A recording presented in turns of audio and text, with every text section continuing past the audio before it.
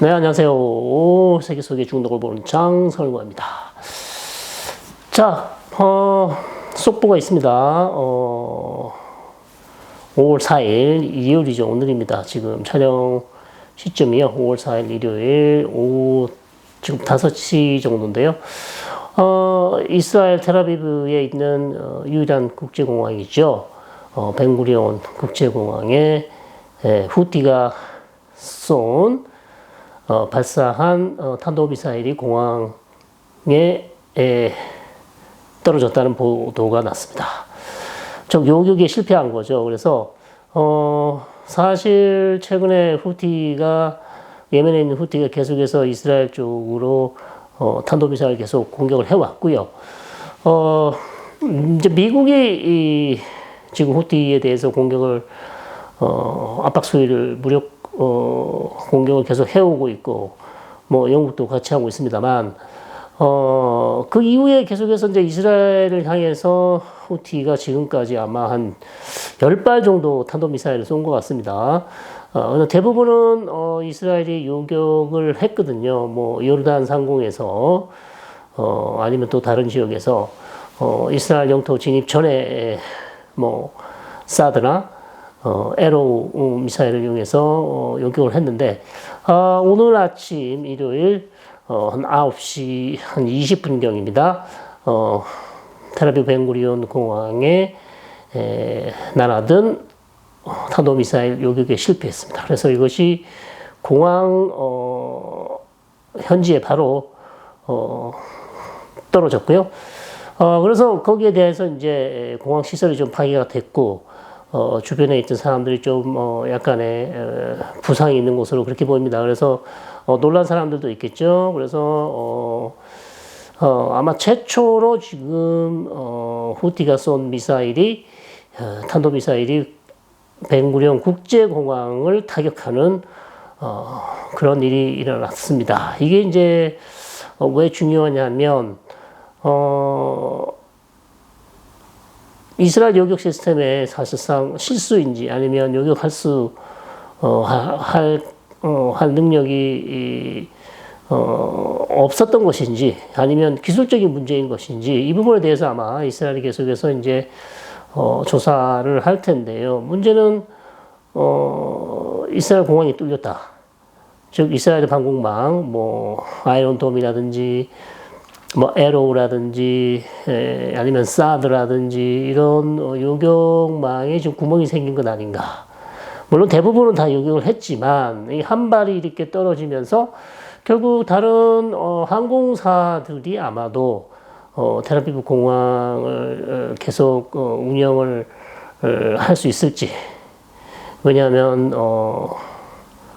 자국 민간기가 혹시 모를 후티가 쏜 탄도미사일 공격을 받아서 격추될 가능성도 있지 않습니까? 그렇기 때문에 국제 다른 항공사들이 아마도 텔아비브 입항을 꺼려할 수도 있다. 그래서 이것은 상당히 이스라엘 경제나 이스라엘 쪽에게는 안 좋은 뉴스라고 할 수 있겠습니다. 공항이 뚫린 사건이기 때문에 특히 이제 유일한 국제 공항인데 방공망이 뚫려서 미사일이 직접 타격을 받았기 때문에 파장이 좀 있을 것 같습니다. 다른 아마 항공사 에어라인들이 추후 아마 여기에 대해서 결정을 할 가능성이 있겠죠. 그래서 이것은 향후 앞으로 이스라엘이 최근 후티의 탄도미사일 공격에 사실 대응을 하지 않았거든요. 뭐 이전에 뭐 한 2달 전에는 뭐 전까지만 해도 계속해서 한 몇 차례 직접 전투기를 보내서 예멘을 공격했었죠. 예멘의 후티 세력을.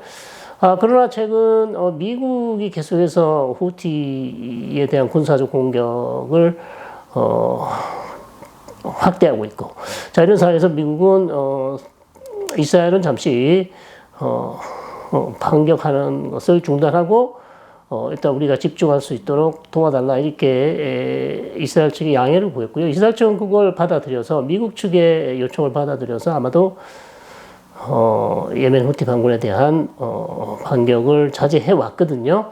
자, 그런 시점에 지금 이런 공항 직접 타격받는 이런 사건이 일어나서 후티에 대한 공격, 그다음 미국의 공세 이런 것들에도 조금 변화가 있지 않을까 이렇게 이제 우려가 됩니다. 그래서 초유의 지금 후티 탄도미사일이 텔아비브 공항을 공격하는 일이 일어났고요. 두 번째 중요한 뉴스는 제가 지난 우리 김동일 박사님과 금요일 날 촬영했을 때 미국 국가안보보좌관 스티븐 월츠가 결국 해임되고요.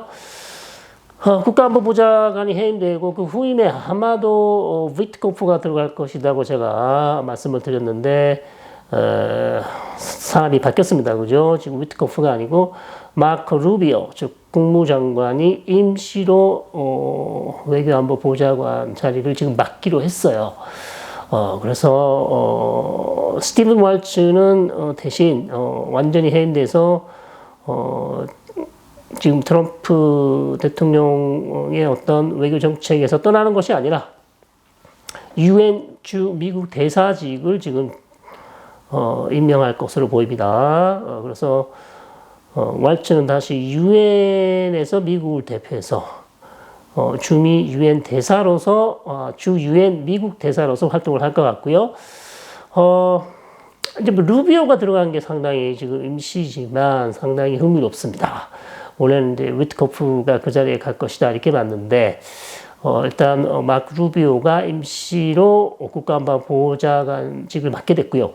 더 흥미로운 거는 워싱턴 포스트가 보도를 했습니다. 스티븐 월츠가 해임된 이유는 시그널이라는 메시지 앱이죠. 그걸 통해서 예멘에 대한 미국의 공격하는 극비 사항을 그 앱을 통해서 전달했는데 그 앱 즉 단톡방에 누가 들어와 있었냐면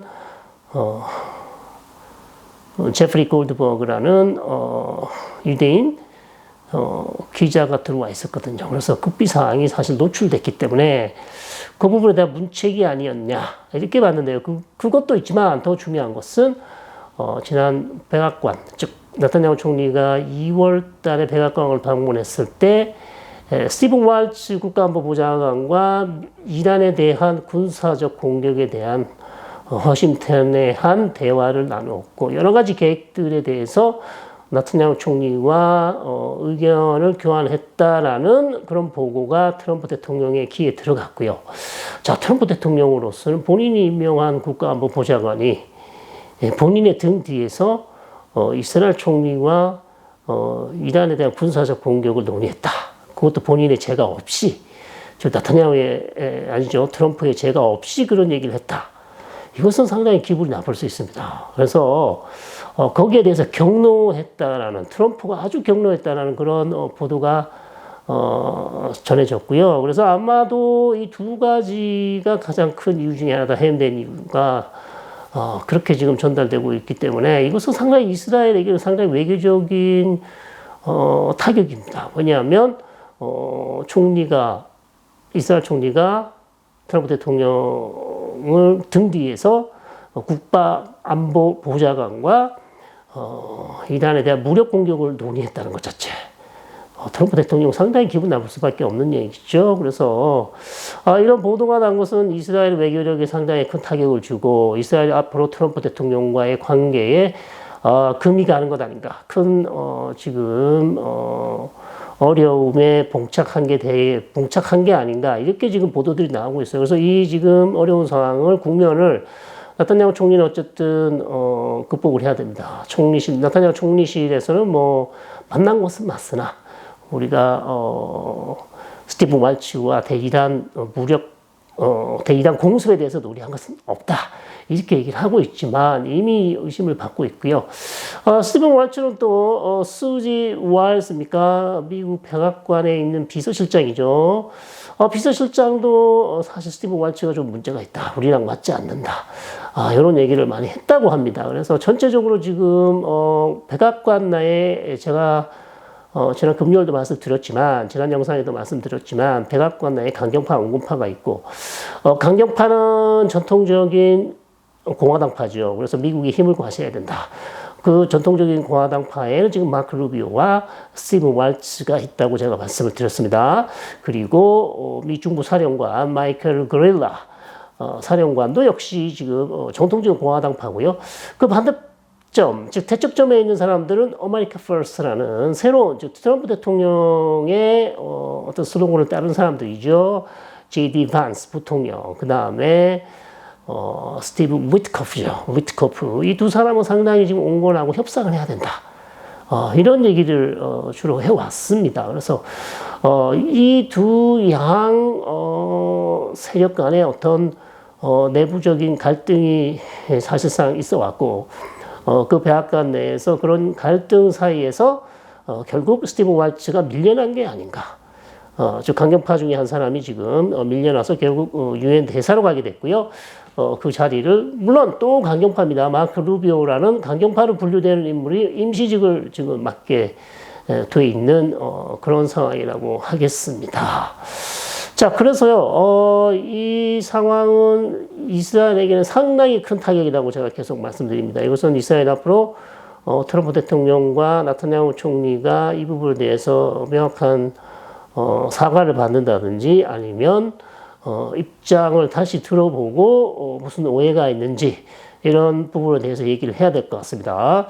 그리고 나타냐후 총리가 5월 중순에 제가 아제르바이잔 방문한다고 얘기했는데요. 지금 가자 지구와 시리아에서 난리가 났기 때문에 가자 지구는요, 이스라엘 다시 이 예비군 수만 명을 다시 새로 소집을 했습니다. 그래서 가자 지구는 자칫 잘못하면 군사 공격이 확대될 가능성이 높아졌고요. 시리아에서 다시 한번 이스라엘이 아흐마드 샤라 지금 대통령 궁을 공격했고 경고를 한 거죠. 더 이상 드루즈족 사람들을 공격하면 이스라엘이 가만히 있지 않겠다. 그래서 경고성 메시지를 보냈고 그 이후에 다시 이스라엘이 시리아 내에 있는 군사 시설에 대한 대대적인 또 공습을 감행을 했어요. 금요일 저녁에서 토요일까지요. 그래서 이것은 또다시 이스라엘 적극적으로 지금 시리아 문제에 개입을 하고 있고 그런 모습을 보여주고 그래서 이 두 가지 사건 때문에 나타냐후 총리는 일단 아제르바이잔 방문을 연기했습니다. 5월 달에 아제르바이잔을 가지 않는다 이렇게 보여지고요. 아제르바이잔을 가려고 했던 것은 이스라엘로서는 지금 터키 항구를 거기서 이제 원인을 들여오는데 그것을 육로 다른 송유관 즉 시리아를 통해서 이스라엘로 가져오는 방안을 지금 생각을 하고 있다고 합니다. 그래서 시리아와 관계가 정상화된다면 그렇게 아제르바이잔에서 터키로 가지 않고 아제르바이잔에서 시리아로 가는 송유관을 통해서 원유를 가져올 생각이 있었는데 여하튼 터키는 조금 지금 뒤숭숭한 그런 기분이 별로 좋지 않습니다. 그래서 나타냐후 총리의 아제르바이잔 방문은 또한 연기되고 있고요. 지금 후티가 계속해서 이스라엘을 공격하는 주된 이유는 미국의 계속되는 군사적 압박 거기에 대해서 본인이 대응을 해야 되겠죠. 우리도 결국 가만히 있지 않겠다. 우리가 아직 충분히 반격할 능력을 가지고 있다는 점을 보여줘야 되기 때문에 이스라엘을 타겟으로 해서 공격을 하고 있고 또 미국의 공격에 의해서 지금 미사일이 많이 파괴됐기 때문에 계속 공격을 해서 미사일 파괴되기 전에 미사일을 써야 될 필요성이 있겠죠. 그러다 보니 이스라엘 향해서 계속해서 지금 미사일을 공격하고 있고 최근 이란이 또 후티에 대한 지원도 상당히 미국의 압박으로 많이 줄지 않았냐 이렇게 지금 생각이 됩니다. 그리고요 이란 협상 또 로이터 통신에서 아주 또 뭐 보도가 났어요. 지금 하루 계속해서 새로운 보도들이 나오고 있습니다. 그래서 이거 지금 팔로잉하기도 되게 힘든데요. 역시 뭐 협상이 잘 될 것이다. 뭐 협상이 어려움은 있으나 조만간 협상이 재개될 것이고 협상의 핵심은 여전히 이제 핵 농축. 그리고 60% 정도 되는 농축 우라늄은 줄이거나 그다음에 나머지는 반출하는 방안. 이 부분을 얘기를 하고 있다. 이렇게 얘기가 나오고 있어요. 그리고 이란의 가능한 농축 수준은 역시 3.67%다. 이런 보도가, 이런 보도가 났습니다. 그래서 그 외에 뭐 다른 큰 문제는 없다. 그래서 로이터 통신 보도는 상당히 지금 뭐 전체적으로 이란 핵 협상이 일시적으로 연기는 됐지만 분위기가 나쁘지 않다.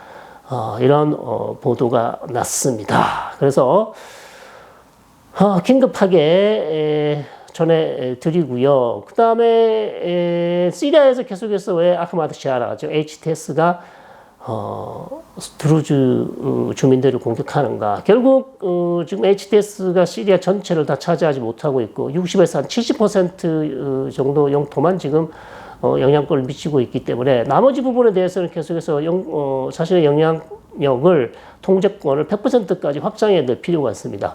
그래서 드루즈족들과의 어떤 합의에 의해서 드루즈가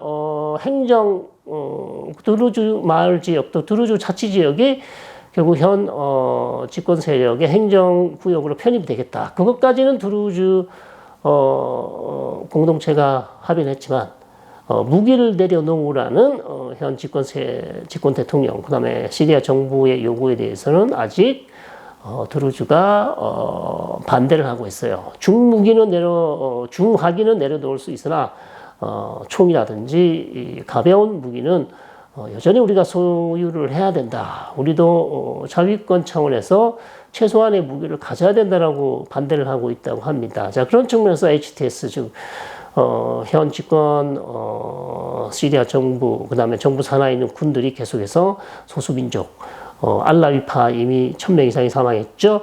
그 다음에 드루즈에 대한, 계속해서 압박이 안 될 때는 이제 군사적 수단을 써서 이런 충돌이 일어나고 있는데, 결국, 아흐마드 샤라 밑에 있는 아주 극단적인 민병대들에 대한 통제력이 있냐 없냐 이것이 이제 가장 관건이 된다 그랬고요. 이스라엘은 계속해서 이제 안전지대 버퍼존을 만들어야 되기 때문에 시리아 내에 있는 이스라엘을 지지하는 드루즈 공동체에 대해서 계속해서 군사적 지원을 해오고 있다.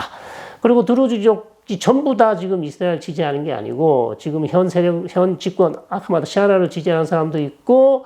그 다음에 시아파, 즉 헤즈볼라, 즉 이란 쪽을 지지하는 사람도 있고 이스라엘 쪽을 지지하는 사람들도 있고 공동체가 지금 나눠져 있다고 합니다. 그래서 드루즈가 한 목소리를 내는 것도 아니다. 그래서 상당히 지금 시리아 문제는 계속해서 복잡한 상황으로 갈 가능성이 상당히 높습니다. 몇 가지 전해드렸고요. 추가적으로 소식이 들어오면 다시 전해드리도록 하겠습니다. 고맙습니다.